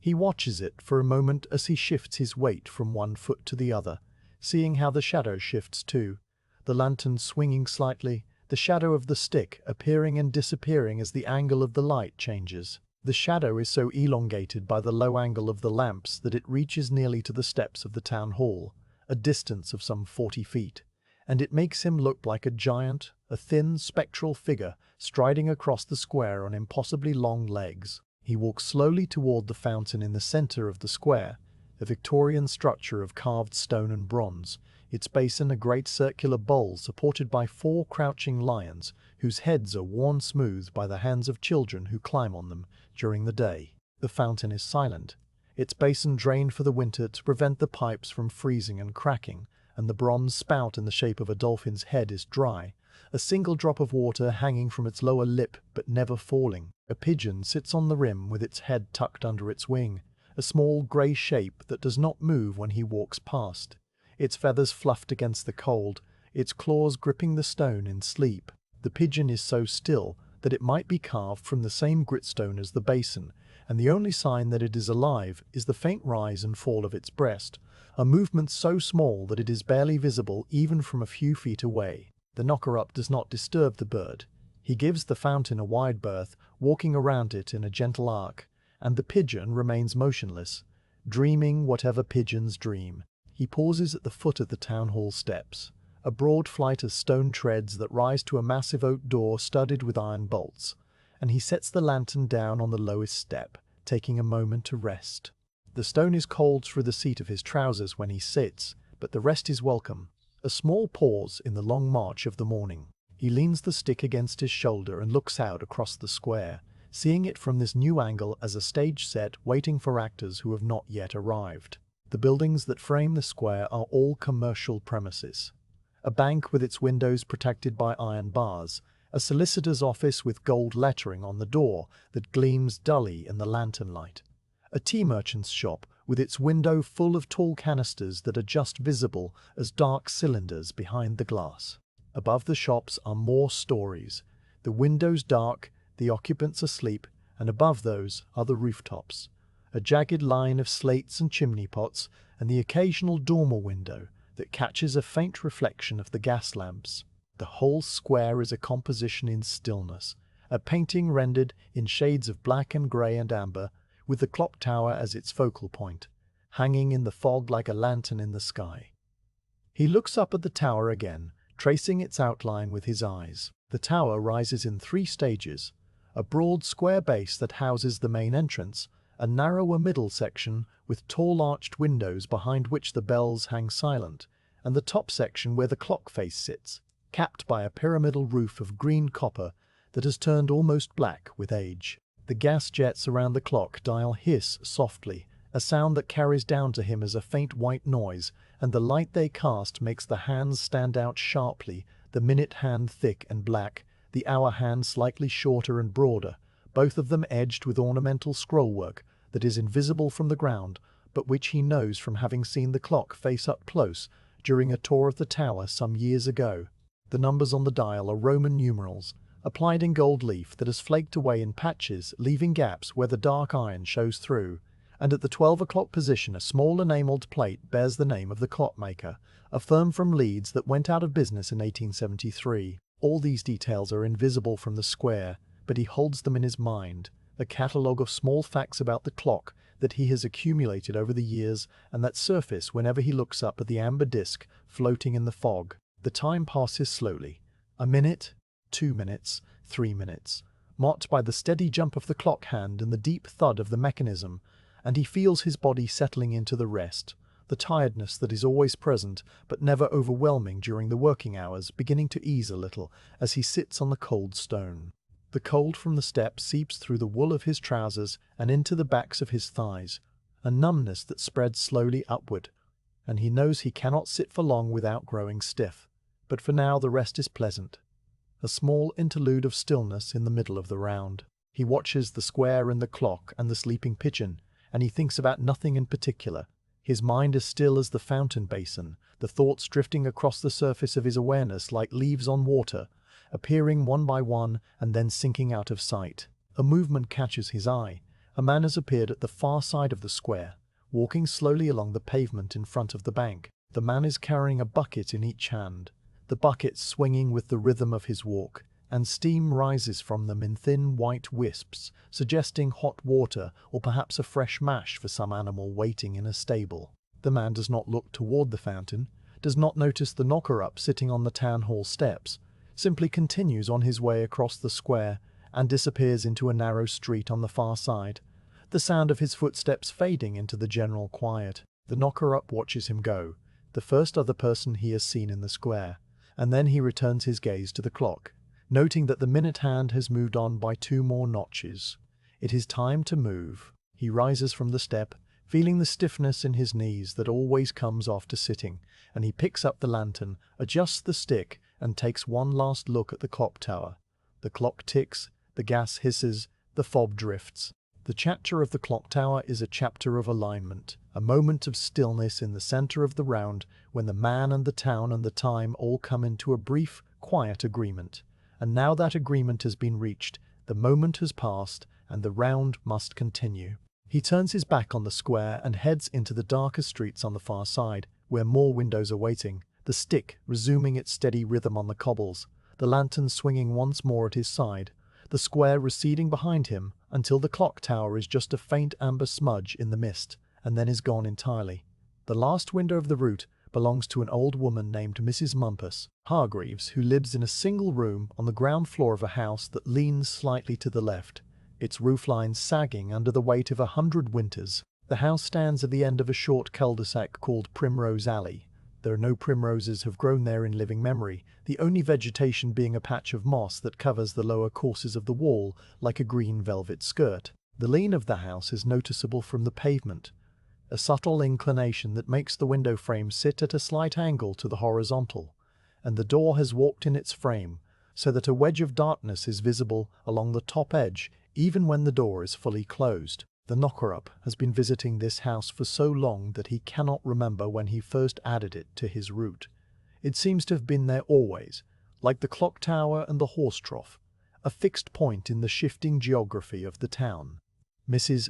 Hargreaves is a widow and a retired comber who now takes in a little plain sewing to supplement the small pension left by her husband, a man who worked in the same worsted mill for 42 years and died of a lung complaint one January when the fog was so thick the funeral cortege could barely find its way to the cemetery.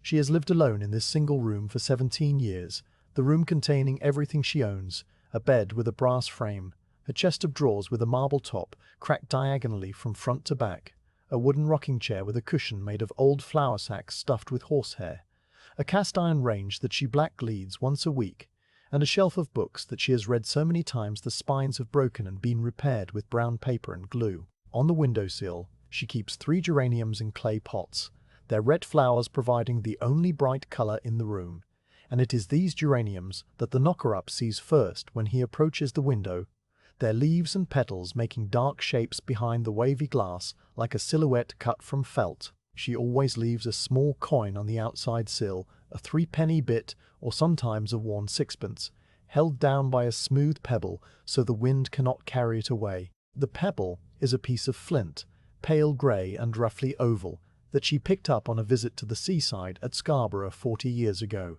a trip she took with her husband before the children came, before the mill took him, before the years turned her hair from brown to grey. The knocker-up knows the story of the pebble, because one morning she had leaned out of the window as he collected his coin and told him the whole tale, her voice thin and reedy but still clear, and he had listened without speaking, nodding at the appropriate moments, and then had touched his cap and walked on. The coin is always placed in the exact center of the sill, positioned so that the monarch's head faces outward toward the street, a small act of order in a disordered world. He reaches for it now, his cold fingers closing around the thin disc of silver or copper, the metal warmed slightly by the residual heat that seeps through the glass from the room beyond. He slips the coin into his waistcoat pocket without looking at it, feeling the slight weight settled against the other coins already gathered there, a small collection of 3-penny bits and 6pences and occasional shillings that add up to a modest living, enough for rent and coal and a little meat on Sundays.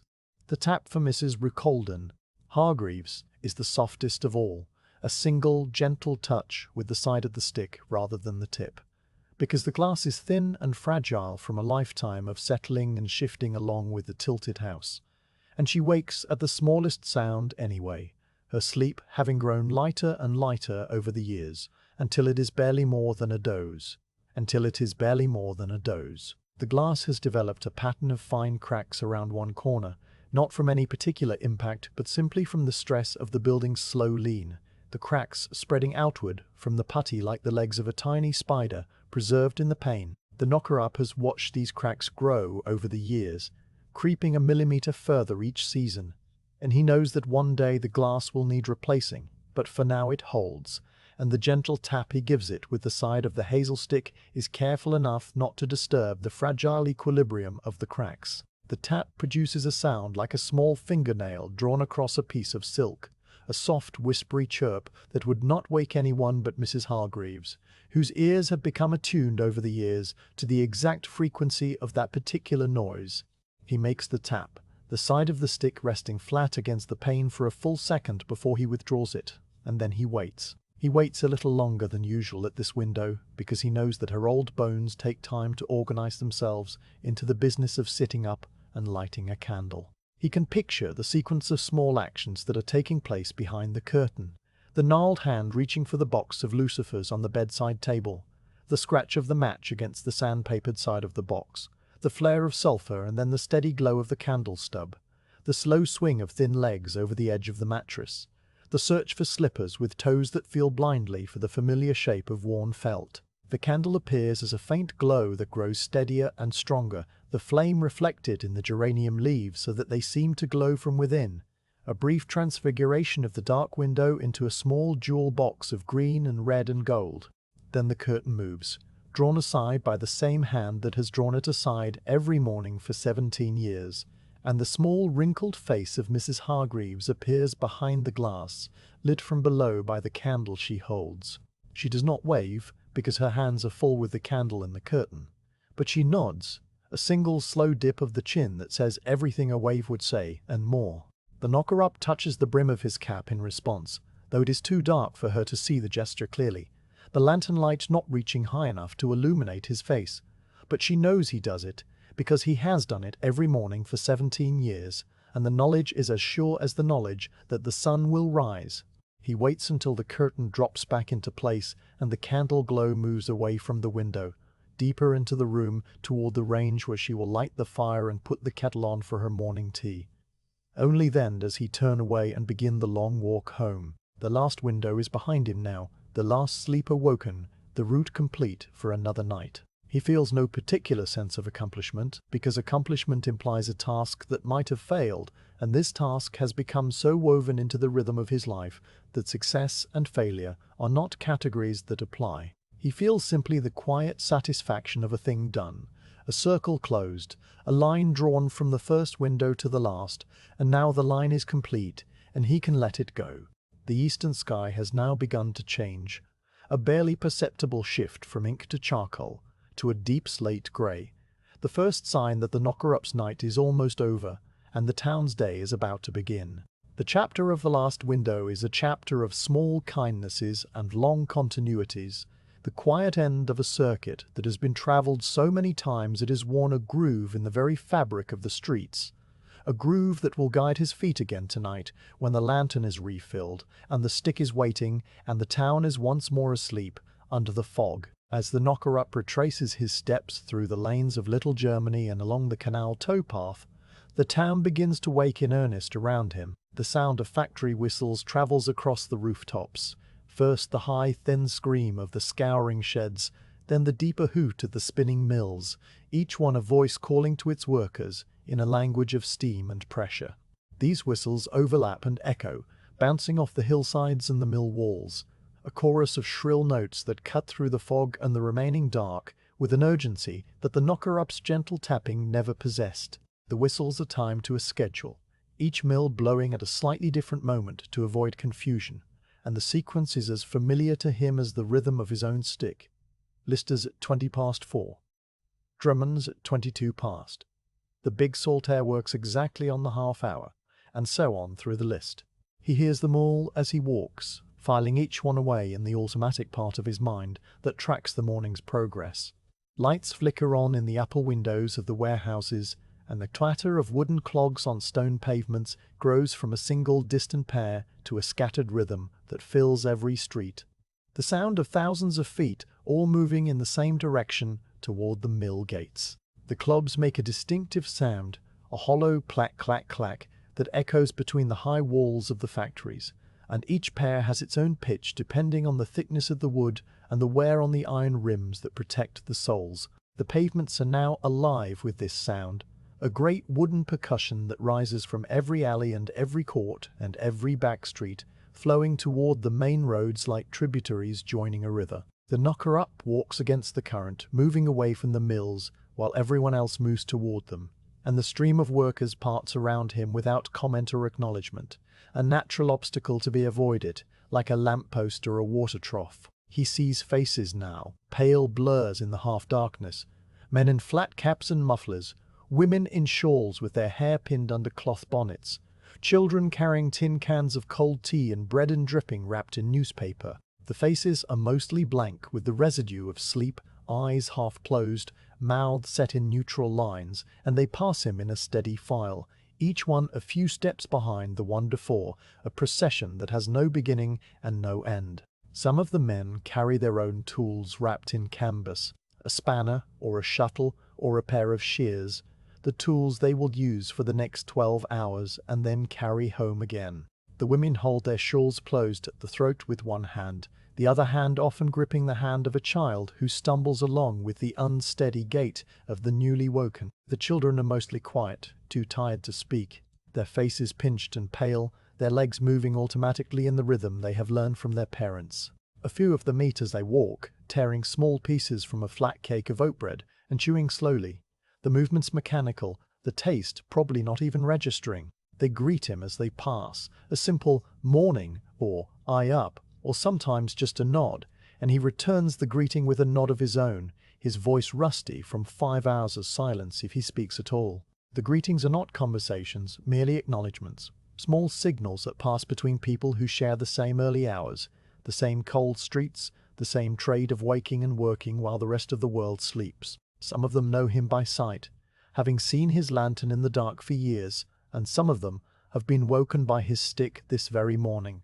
But none of them stop to talk, because there is no time for talking when the mill whistle has blown and the gates will close in 15 minutes, and lateness means a fine or worse. The knocker-up understands this perfectly, and he steps aside whenever the pavement narrows, giving the workers room to pass, his back against a cold wall, the lantern held close to his chest so that it does not swing into anyone's path. The fog has begun to lift, pulling back from the streets to reveal the blackened stone of the buildings, the soot-caked ledges, the white lettering on the window of the pawnbroker's shop that reads, "Money lent on plate and wearing apparel," in fading paint.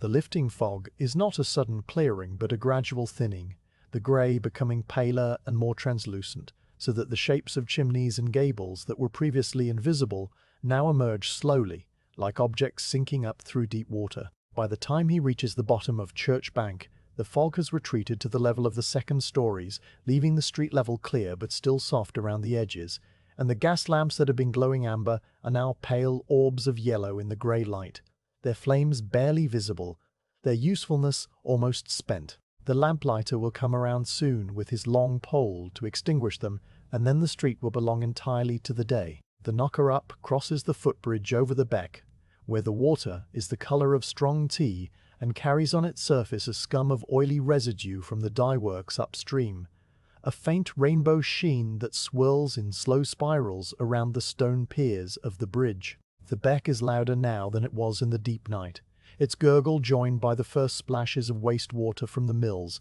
as the day shift begins its work, the outflow pipes beginning to discharge their steady streams of warm, used, coloured water into the main channel. A barge, loaded with wool bales, glides silently beneath him, the horse on the towpath plodding with its head down, its breath steaming in the cold air, its driver a muffled figure who raises one hand in salute as he passes. The knocker-up raises his stick in return, the gesture as automatic as breathing, and then he continues across the bridge and into the network of streets on the far side. The streets are fully awake now, the doors of the corner shop standing open, the smell of paraffin and bacon and fresh newsprint spilling out onto the pavement. A milk cart clatters past, the churns rattling in their iron cradles, the milkman calling out his wares in a high nasal drone that carries through the cold air and bounces off the brickwork. A newspaper boy stands in the corner of Market Street shouting something about the morning edition, his voice cracked and hoarse from the cold, his stack of papers held against his chest with one thin arm.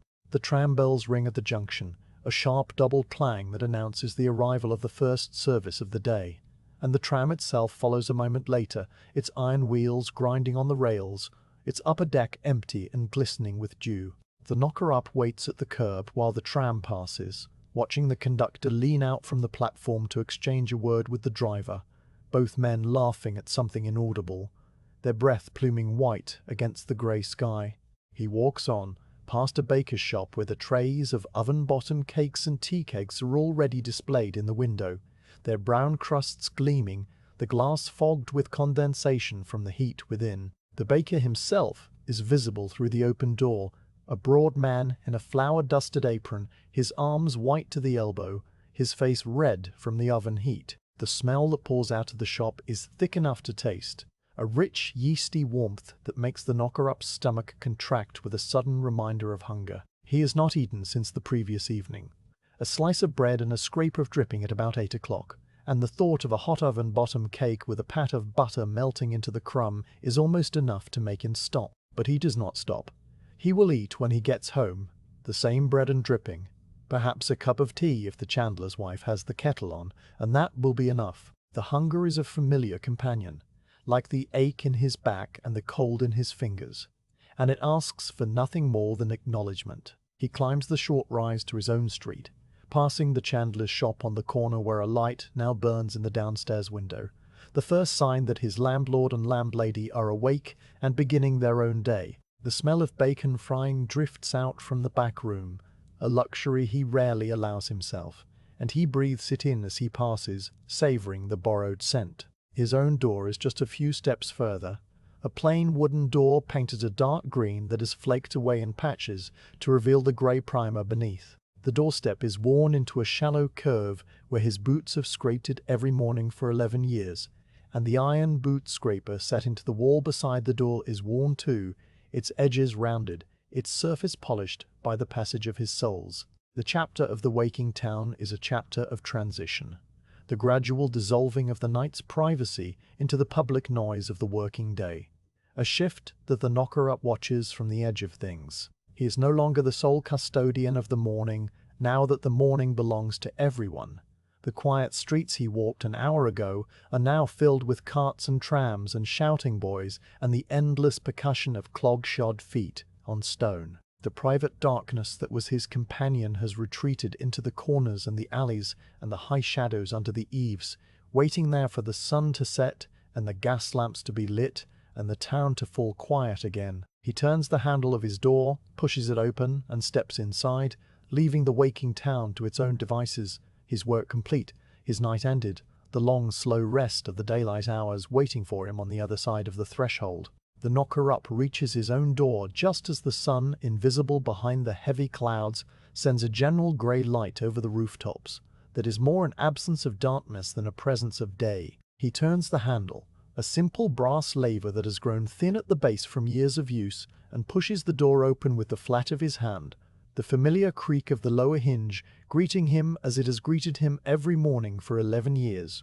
The stairwell beyond is dark and narrow, smelling of carbolic soap and boiled cabbage and the faint mustiness of old lath and plaster, but there is a thin blade of light coming from under the chandler's door on the ground floor, and he hears the low murmur of voices from within, the landlord and his wife beginning their own day over cups of strong tea. He does not call out to them, and they do not call out to him. The rhythm of the house is well established, each occupant moving in their own sphere, the quiet understanding of long cohabitation making words unnecessary. He climbs the stairs slowly, his legs suddenly heavy now that the work is done, the weight of the night settling into his calves and thighs as a dull ache that he carries upward one step at a time. The door to his room is at the top of the stairs, a plain wooden door with a simple iron latch and a keyhole that has grown loose over the years so that the key rattles slightly when he inserts it. He turns the key, pushes the door inward, and steps into the familiar space that has been his home for most of his adult life. The room is exactly as he left it 5 hours ago. The bed against the wall with its wool-stuffed bolster and its patched blanket, the single chair beside the cold grate, the small table under the window that holds a tin basin and a chipped enamel jug, the peg on the wall where his spare coat hangs like a quiet companion waiting in the dark. The air inside is cold and still, colder than the street outside because the fire has been dead since the previous evening, and his breath makes small clouds as he moves around the room, completing the small rituals of arrival that mark the end of every shift. he leans the hazel stick in its corner by the bed, the worn wood settling into the groove that years of contact have worn into the floorboard, a shallow depression that fits the tip exactly. The stick has been his companion through the dark hours, a partner in the quiet dance of the windows, and now it rests, standing upright against the wall like a sentry off duty. He hangs his damp coat on the peg, the wool heavy with absorbed moisture from the fog, and the peg creaks slightly under the weight, a small sound of protest that fades immediately. He unwinds his scarf slowly, the fabric cold and wet against his fingers, and drapes it over the back of the chair so that it can dry during the day, the ends hanging down toward the floor like two limp hands.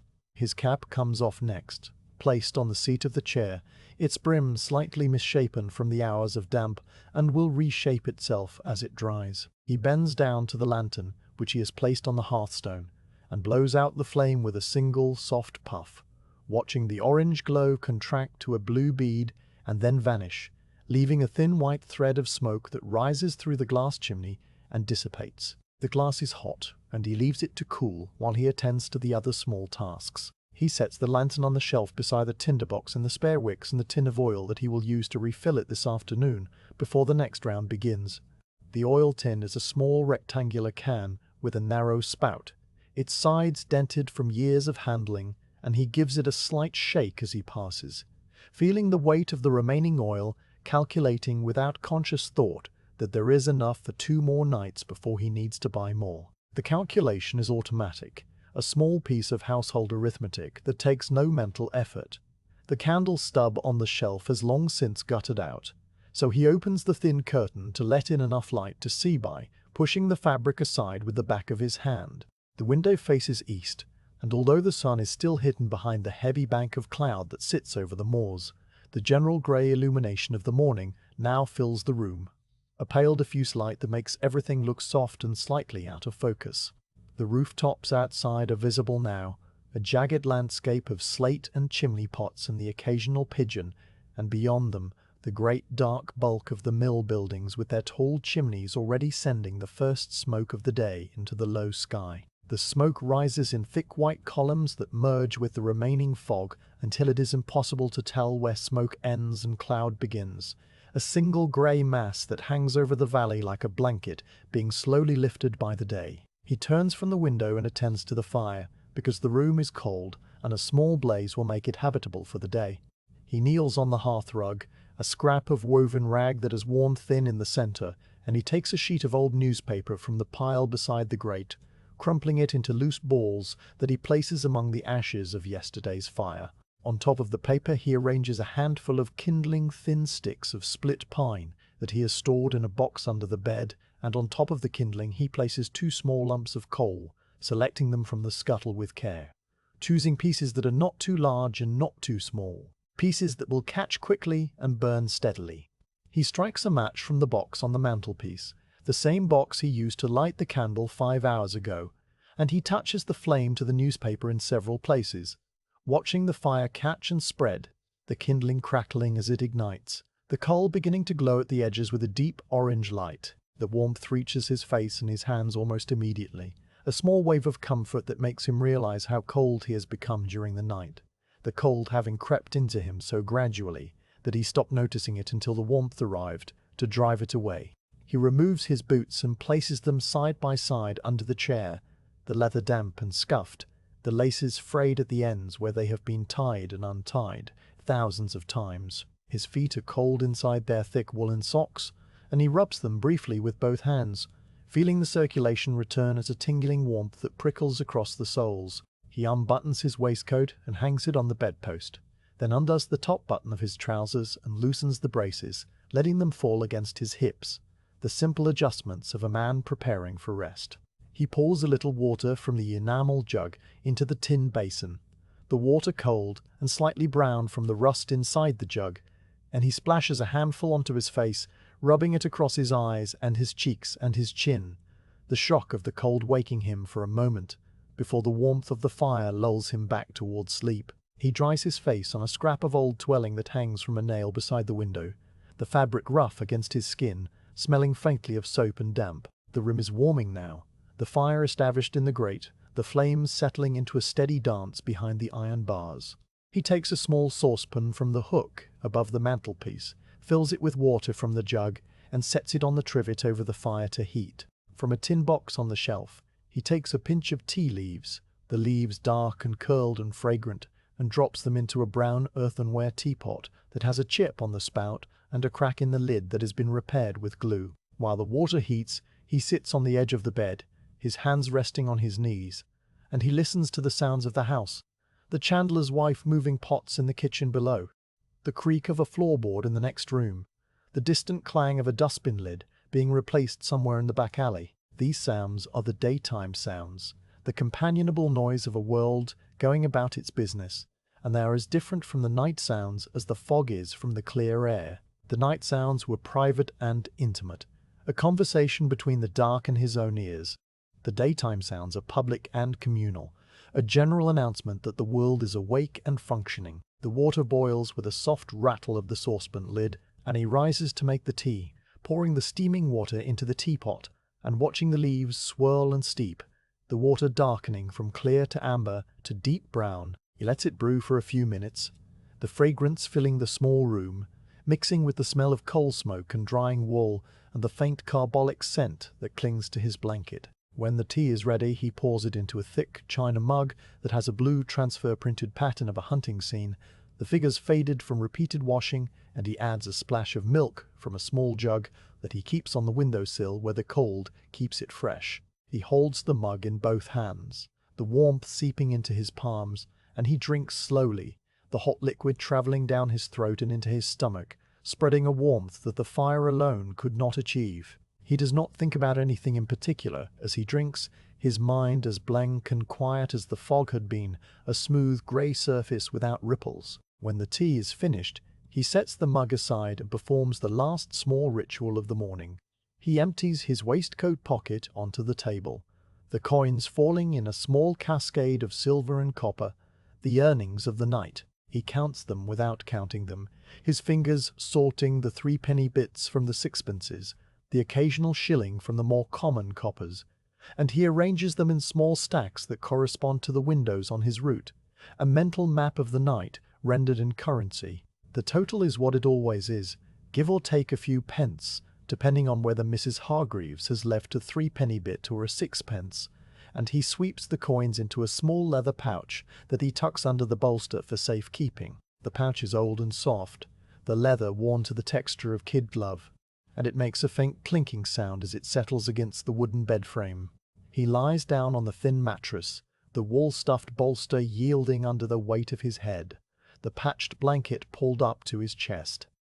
The bedsprings creak once, a single low note, and then they are still. The pillow is cool against his cheek, and he closes his eyes, feeling the tiredness that has been waiting for him all night settle into his arms and legs like a slow tide filling a hollow in the sand. The tiredness is not unpleasant. It is a familiar weight, a heaviness that has been earned through hours of walking and standing and tapping on glass, and it wraps around him now like a second blanket, soft and insistent. He can feel the exact shape of his body pressing into the mattress, the points of contact at the back of his head and his shoulder blades and his hips and his heels, and he lets himself sink into those points, letting the bed take his weight, letting the tension drain out of his muscles one by one. The sounds of the town come through the window, muted by the glass and the curtain, a distant murmuring that is the human voice multiplied by thousands, the carts and the trams and the mill whistles all blending into a single low drone that is the sound of the waking world going about its work. The knocker-up hears this drone and is comforted by it, because it means his work is done, his portion of the day complete, and he can now rest while others labor. The fire in the grate settles with a soft click, a coal shifting in its bed of ash, and a small puff of smoke drifts into the room before being drawn up the chimney. The clock on the parish church strikes the half hour, 6 slow notes that roll across the rooftops and through the closed window, and he hears them as if from a great distance, already slipping away into the borderlands of sleep. His last waking thought is not a thought exactly, more an impression of the streets he has just walked, a blur of cobbles and fog and dark windows, a quiet map that he will follow again tonight when the town is once more asleep and the lantern is refilled, and the stick is waiting for his hand. The map unrolls behind his closed eyes, Lister Street with its crooked curtain, Tumbling Hill Street with its steep steps, the ginnel behind the Golden Lion, the clock tower floating in its amber glow, the short terrace of back-to-backs, the cul-de-sac where Mrs. Hargreaves leaves her coin on the sill. The images are not sharp or detailed. They are soft and blurred around the edges, like photographs taken through a misted lens.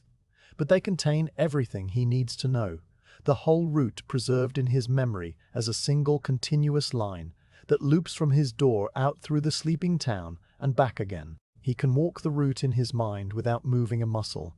The tap of the stick and the swing of the lantern and the drip of the water, all present in a kind of half-dream that is not quite sleep and not quite waking. The images slow and fade, the map dissolving into a general greyness that is the colour of the fog, the colour of the sky, the colour of the blanket drawn up to his chin. The sounds of the town recede, the cart wheels and the tram bells and the mill whistles growing fainter and more distant, until they are merely a hum, and then less than a hum, a vibration felt rather than heard, and then nothing at all.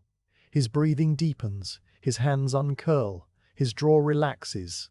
The chapter of rest is the chapter of letting go, the slow, colourless drift from the edge of sleep to its deep centre, where no tapping sound can reach, and the only journey left is the journey into the quiet dark behind the eyes. The fire burns low, the room grows dim, and the knocker-up sleeps, his stick standing ready in the corner, his lantern waiting on the shelf, the long day stretching out before him like a calm sea that asks nothing of him but stillness.